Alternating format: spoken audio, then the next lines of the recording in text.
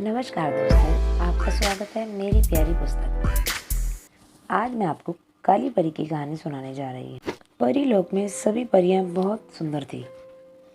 उनके पंख देखने में बहुत ही सुंदर व पारदर्शी थे। वे कोमल पंख परियों की सुंदरता में चार चांद लगाते थे। जब भी परियों का मन होता, वे अपने पंख फैलाती और सैर करने के लिए आसमान में उड़ जाती। परी लोक की सभी परियां रंग बिरंगी थी। किसी परी का रंग सफ़ेद, किसी का नीला, किसी का पीला तो किसी का रंग सुनहरा था।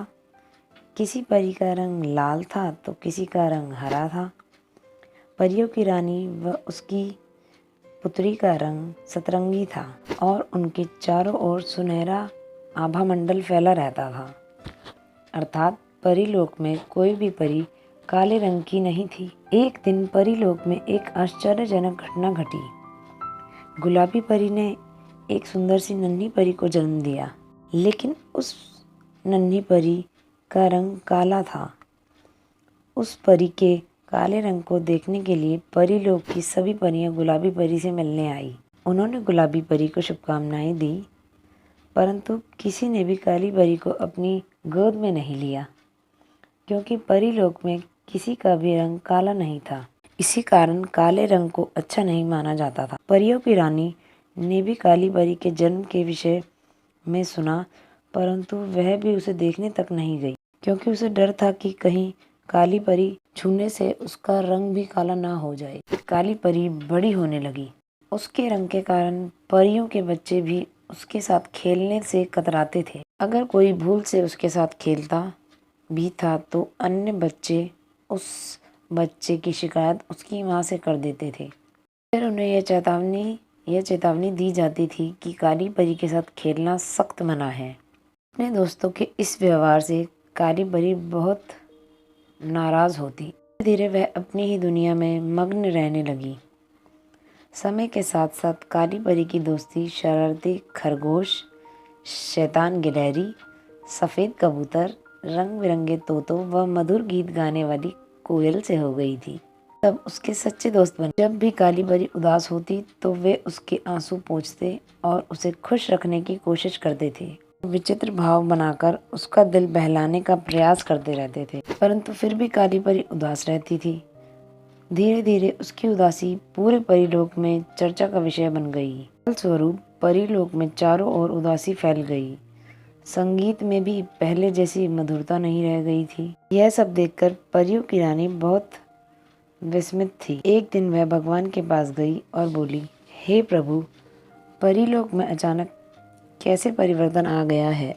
ऐसा लग रहा है कि जैसे सब कुछ बदल गया हो। यह सुनकर भगवान क्रोध में भर कर बोले, परीलोक में आए इस बदलाव का मुख्य कारण तुम ही हो। सोचो कि तुमने क्या किया है। तुम्हें स्वयं ही बदलाव का कारण पता चल जाएगा।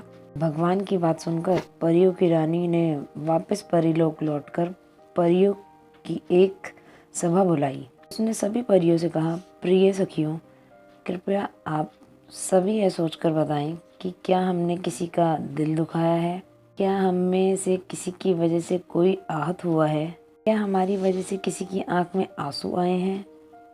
मुझे सच सच बताइए। परियों की रानी की यह बात सुनकर गुलाबी परी ने दुखी मन से उसे बताया कि किस प्रकार सभी परियां उसकी बेटी काली परी के साथ दुर्व्यवहार करती रही। अपनी दुख भरी कहानी सुनाने के बाद गुलाबी परी फूट फूट कर रोने लगी। उसकी आंख में आंसुओं की धार बह निकली। तभी अचानक हवा चलनी बंद हो गई और झरनों का प्रवाह थम गया। हवा में व्याप्त सुगंध भी मानो लुप्त सी हो गई थी। पक्षियों ने चहचहाना बंद कर दिया।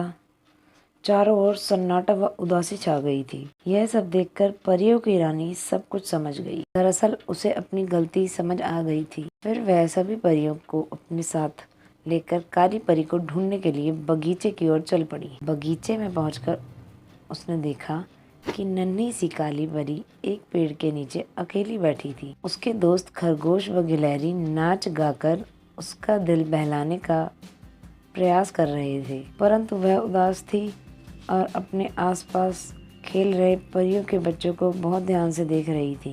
परियों की रानी ने जब काली परी को इस तरह उदास देखा तो उसे अपने व्यवहार पर बहुत अफसोस हुआ। वह तुरंत काली परी के पास पहुंची और उसने उसे गले से लगा लिया। इसके बाद कि आगे से वे सभी काली परी के साथ अच्छा व्यवहार करेंगे और उसे अपने साथ हर खेल में शामिल करेंगे। जब गुलाबी परी व काली परी ने यह सुना तो वे दोनों बहुत खुश हुई।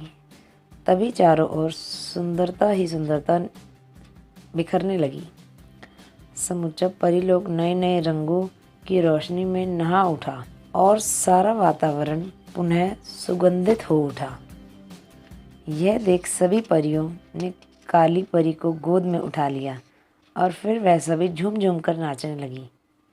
काली परी भी बेहद खुश थी क्योंकि अब उसका अकेलापन दूर हो गया था और उसे नए नए दोस्त भी मिल गए थे। तो दोस्तों, मैं आपके सामने फिर एक रोचक कहानी लेके आऊँगी। तब तक के लिए अपना ध्यान रखिए, अपने परिवार का ध्यान रखिए। नमस्कार।